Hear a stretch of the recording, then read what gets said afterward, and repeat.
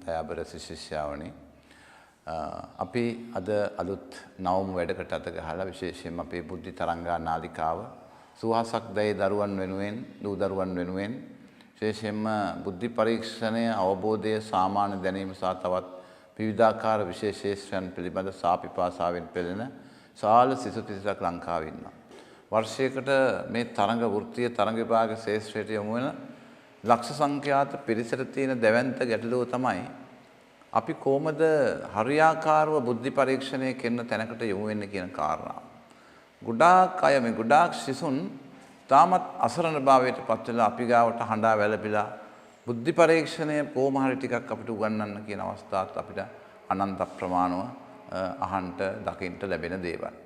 ඒ නිසා අපි කල්පනා කරා විශේෂයෙන්ම මේ අපි භෞතිකව අපි පන්ති කරන ස්ථානවලට එන්නට අපහසු සුවහසක් දැයේ දූ දරුවන් වෙනුවෙන් මේ වගේ නාලිකාවක් ආරම්භ කළා විශේෂයෙන්ම ඊටමත් අන්ත අසරණ දුප්පත් නමුත් මේ බුද්ධි පරීක්ෂණය මේ තරඟ විභාග ශේෂ්ත්‍රයේ බොහෝ දැනුම් අපේක්ෂා කරන ශිෂ්‍යාවන් වෙනුවෙන් ශිෂ්‍යයන් වෙනුවෙන් නවම වැඩසටහනක් ආරම්භ කරන්න.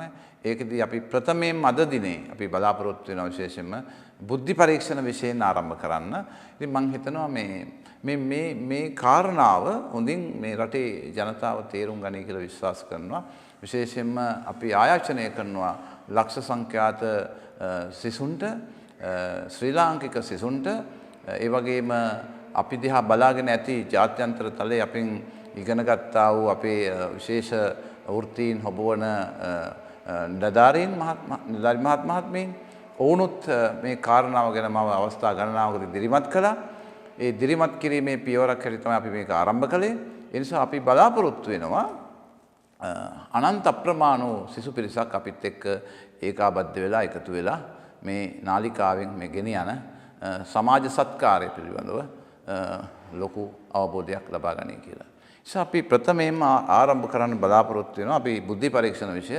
මේක තරමක සංකීර්ණ විෂයක් අපි දකින ආකාරයට ලංකාවේ තියෙන නොයෙකුත් විෂයන් අතරින් බුද්ධි පරීක්ෂණය කියන විෂය පාසලක එහෙම නැත්නම් විශ්වවිද්‍යාලයක උගන්වන විෂයක් නෙවෙයි.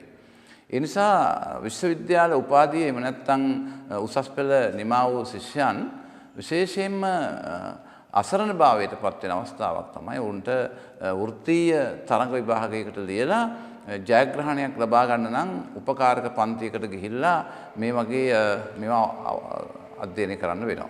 ඉතින් ඒක හරි අසීරු කාරණාවක්. කවුද හොඳ ගුරුවරයා? අද ලංකාව ව්‍යාපාර මානසිකත්වයෙන් මොනවා හරි යම් සුළු දැනුමක් ඇතිව තමයි මේ ශේෂ්ත්‍රයට ගොඩක් අය ප්‍රවිෂ්ඨ වෙලා තින්නේ. ඔවුන්ගෙන් ලබා ගන්නා දැනුම ඉතාමත් අවදානම් තත්වයකට අපේ ශිෂ්‍යයන්ව පත් කරලා තියෙනවා. ඒ නිසා මම යලි යලිත් ආරාධනා කරන්නේ මේක ඔබට ඉතාමත්ම බුද්ධිමය තෝතැන්නක් වෙයි, බුද්ධිමය මණ්ඩපයක් වෙයි, බුද්ධි සංවාදයක්, බුද්ධිමය ගැටුමක් නිර්මාණය කරගන්න හොඳ ස්ථානයක් වෙයි කියලා අපි විශ්වාස කරනවා. ඒ නිසා අපි ප්‍රථම කොට අපි අද මේ බුද්ධි පරීක්ෂණ විෂයෙන් ආරම්භ කරනවා. මේකේ තියෙනවා ඒකක සාමාන්‍යයෙන් අපි ගත්තොත් එහෙම 50කට 60කට ආසන සංඛ්‍යාවක්. මේ ඒකක 60ක් අති විශාල කාල පරිච්ඡේදයක් කරන සමස්තයක් වශයෙන් සෑම ශේෂ්ත්‍රයක්ම පොදුල් වශයෙන් සාකච්ඡාවට භාජනය කරලා අවසන් කරන්න. ඒ නිසා අපි අද මේකිනුත් ඉතාමත් අසීරු ඒකකයක් හැටියට ගොඩක් අය හඳුනාගෙන තියෙනවා සංඛ්‍යා ජාල කියන යුනිට් එක නැත්නම් ඒකකේ අපි එතනින් ආරම්භ කරන්නයි බලාපොරොත්තු වෙන්නේ. මේකෙදී ඔබ දන්නවා මේ සංඛ්‍යා ජාල කියලා කියන විෂය ගත්තොත් එහෙම නැත්නම් ඒකකේ ගත්තොත් එහෙම අපි අපේ සාමාන්‍ය ජීවිතයේ වුණත් විවිධාකාර සංඛ්‍යා ව්‍යුහයන් පිළිබඳ අවබෝධය ලබාගෙන තියෙනවා. ඒතර මේ ඕනෑම සංඛ්‍යා ව්‍යුහයක අපි කොහොමද සංඛ්‍යා ජාලයක් හඳුනාගන්නේ කියන කාරණාව අපේ ශිෂ්‍යයන් මුණ දෙන ගැටලුවක් තියෙනවා. අපි උදාහරණයක් හැටියට ගත්තොත්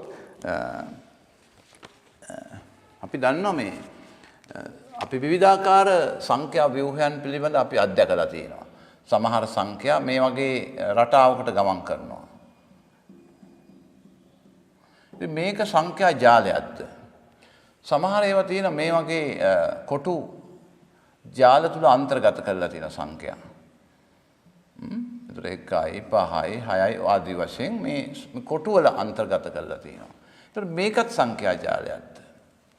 ඒතර තවත් ඒවා මේ ආකාරයට කොටු වල අන්තර්ගත කරලා තියෙනවා.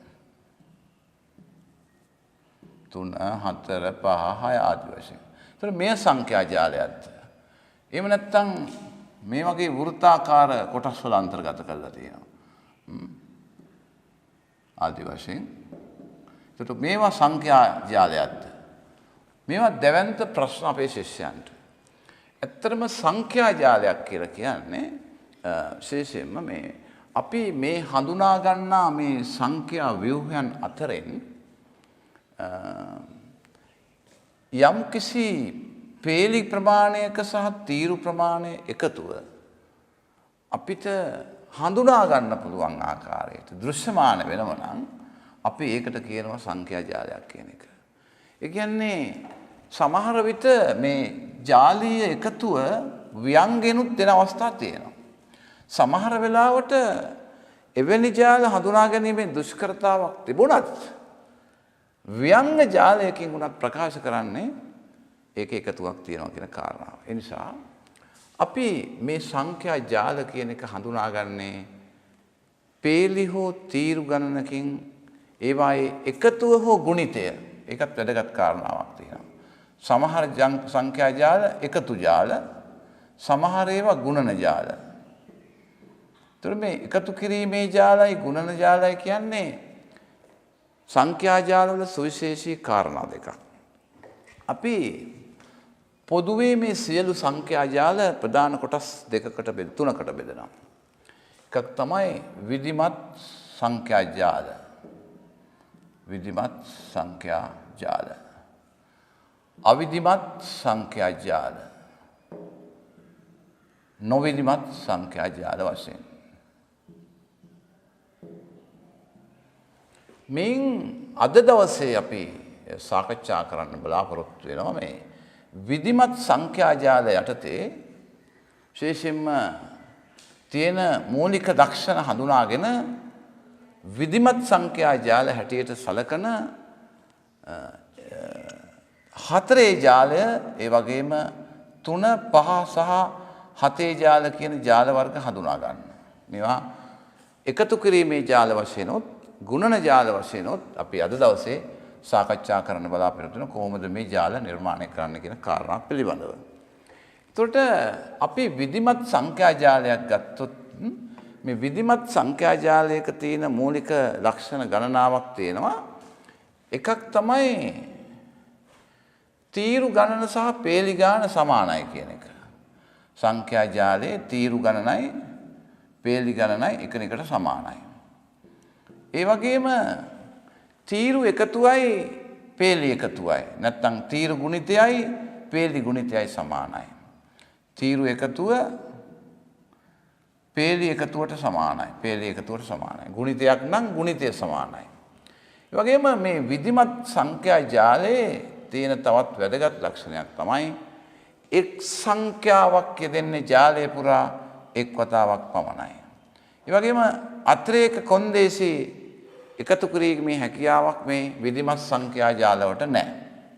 ඒ නිසා මේ විධිමත් ජාල ඊටමත් නිර්මාණශීලීව අපිට ගොඩනගා ගන්න පුළුවන්. මොකද යම්කිසි කොන්දේසි මාලාවකට අනුව සකස් වෙන හින්දා. ඉතින් මේ අතරින් අපි ඉස්සෙල්ලාම බලමු මේ විධිමත් ජාල අතර විධිමත් එකතු කිරීමේ ජාල කොහොමද නිර්මාණය කරන්න කියන එක.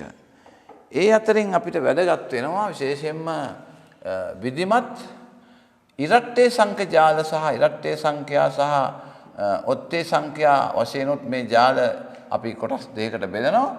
ඒ අතරින් අපි බලමු ඉස්සෙල්ලම විධිමත් ඉරට්ටේ සංඛ්‍යා ජාලයක් නිර්මාණය කරන්නේ කොහොමද කියන කාරණාව. ඒතර විධිමත් ඉරට්ටේ සංඛ්‍යා ජාලයට අපිට පුළුවන් සාමාන්‍යයෙන් අපි ඉරට්ටේ සංඛ්‍යා ගත්තොත් ඉරට්ටේ සංඛ්‍යා හැටියට 4 6 8 වැනි සංඛ්‍යා තියෙනවා.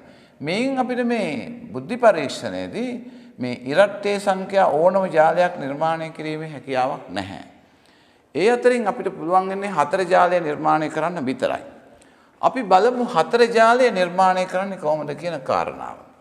සාමාන්‍යයෙන් මේ 4 ජාලයක් නිර්මාණය කරන්න නැත්නම් 4 වැඩි කිරීම 4 කොටු 16ක එකතු කිරීමේ ජාලයක් නිර්මාණය කරන්න අපිට අවශ්‍ය වෙන අනුයාත සංඛ්‍යා 16ක්.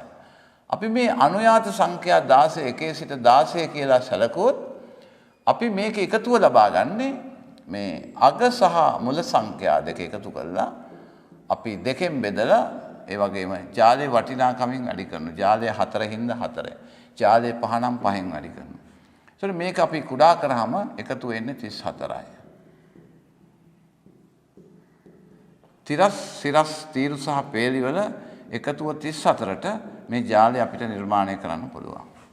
මේ ජාලය නිර්මාණය කිරීමේදී අපි මේ සංඛ්‍යා 16 අපිට හැමතිස්සෙම 1 සිට 16 නෙමෙයි ඕනම සංඛ්‍යා 16ක් අරගෙන මේ ක්‍රියාකාරකම අපිට කරන්න පුළුවන්කම තියෙනවා. එතකොට 1 2 3 4 5 6 7 8 9 10 11 12 13 14 15 16 කියන සංඛ්‍යා 16 අපි අරගෙන මේක ඉස්සෙල්ලාම මේ විකර්ණ දෙක හරහා තියෙන සංඛ්‍යා ටික කපලා නොකැපුණු සංඛ්‍යා ටික ඒ ස්ථානගත ප්‍රදේශවලම මේ ජාලය අන්තර්ගත කරනවා මේ ආකාරයට 2යි 3යි 5යි 9යි ඒ වගේම 14යි 15යි 8යි 12යි ඊළඟ පියවර තමයි මේ කැපුණු සංඛ්‍යා අතර වැඩිම සංඛ්‍යාව ජාලය මුලට අරගෙන මේක කොටු දිගේ පහළට කියවගෙන යන්න ඕන. ඒ කියවගෙන යන අතරේදී හිස් කොටුවක් හම්බ වෙනවා නම් අර අපි හිස් කොටුව මත කියන සංඛ්‍යාව අපි දාගෙනයි මේ ජාලය සම්පූර්ණ කරගෙන යන්නේ. 16 15 14 13 12 11 10 9 8 7 6 5 4 3 2 1. දැන් අපිට පේනවා ඇති ජාලයේ තීරු පේලි විතරක් නෙමෙයි ඒවා විකර්ණ වල පවා එකතුව 34ක් වෙලා ඇති. මේ ආකාරයෙන් නිර්මාණය කරන ජාලය අපිට පුළුවන් ඕනම දිශාවකට මේක භ්‍රමණය කරන්නත් පුළුවන්. ඒ වගේම මේ ඕනෑම පේලියකට පේලියක් ඕනෑම තීරුවකට තීරුවක් මාරු කරලා තව සුවිශේෂ ජාල රටාවක් නිර්මාණය කරගන්නත් අපිට හැකියාව තියෙනවා. නිසා මේක මේ ජාලය මේ තාක්ෂණික වශයෙන් ඉතාමත් පහසු ක්‍රමයක් තමයි අපිට හඳුන්වා දුන්නේ.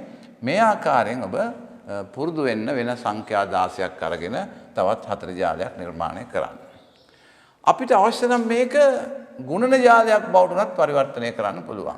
ඒ ගුණන ජාලයක් ලෙස පරිවර්තනය කිරීමේදී අපි මේ සංඛ්‍යා දර්ශකයක් ලෙස පාවිච්චි කරමින් මේක ඕනම සංඛ්‍යාවක බලයක් ලෙස ප්‍රකාශයට පත් කරලා අපිට පුළුවන් මේක ගුණන ජාලයක් බවට පරිවර්තනය කරගන්න. අපි තුනේ ජාල පාඩම කරන අවස්ථාවක අපි මේක කොහොමද මේක ගුණන ජාලයක් බවට පරිවර්තනය කරන්න කියන අභ්‍යාසයට අපි ප්‍රවේශ වෙනවා. අපි ඊළඟට යමු විධිමත් ජාල අතර තියෙන ඔත්තේ සංඛ්‍යා ජාලයක් නිර්මාණය කරන ආකාරය පිළිබඳ ඉගෙන ගන්න. අපිට පුළුවන් 3 ජාලය, 5 ජාලය, 7 ජාල, ඉරට්ටේ සංඛ්‍යා ජාල වගේ නෙවෙයි අපිට හැකියාවක් තියෙන ඕනෑම ඔත්තේ සංඛ්‍යා ජාලයක් නිර්මාණය කරන්න. ඒ නිසා අපි ඉදිරි දවසක අපි බලාපොරොත්තු වෙනවා විශේෂයෙන්ම මේ දැනට අපි ඉගෙන ගත්ත මේ විධිමත් ඉරට්ටේ ජාලය, විධිමත් 4 ජාලය වගේම විධිමත් 3 ජාලය, 5 ජාලය, 7 ජාලය නිර්මාණය කරන ආකාරය පිළිබඳ මීට වඩා වැඩි අවබෝධයක් ඔබට ලබා දෙන්න මම හිතන්නේ අද දවස තුල ඔබ මේ විශේෂයෙන්ම මේ විධිමත් ඉරට්ටේ ජාලයක් නිර්මාණය කරන ආකාරය පිළිබඳ හොඳ අවබෝධයක් ලබා ගත්තා. අපි අද දවසේ අපි මේ විධිමත් ඉරට්ටේ ජාලය අපි නිර්මාණය කරගත්ත ආකාරයට ඔබට පුළුවන් විශේෂයෙන්ම මේ නිවසේදී මේ වගේ අභ්‍යාස කීපයක නිරත වෙලා විශේෂයෙන්ම 4 ජාලය විවිධ සංඛ්‍යා අරගෙන නිර්මාණය කරලා තවත් මේ වගේ අභ්‍යාසයේ යෙදিলা මේ පිළිබඳව හොඳ අවබෝධයකින් අපි ඉදිරි දිනක සාකච්ඡා කරන විධිමත් ඔත්තේ ජාලවලදී අපි හමු වෙන බලාපොරොත්තුෙන් අපි විශේෂයෙන්ම අපි අද දවසේ මේ වැඩසටහන අපි නිමා කරන්නයි බලාපොරොත්තු වෙන්නේ. බොහොම ස්තුතියි.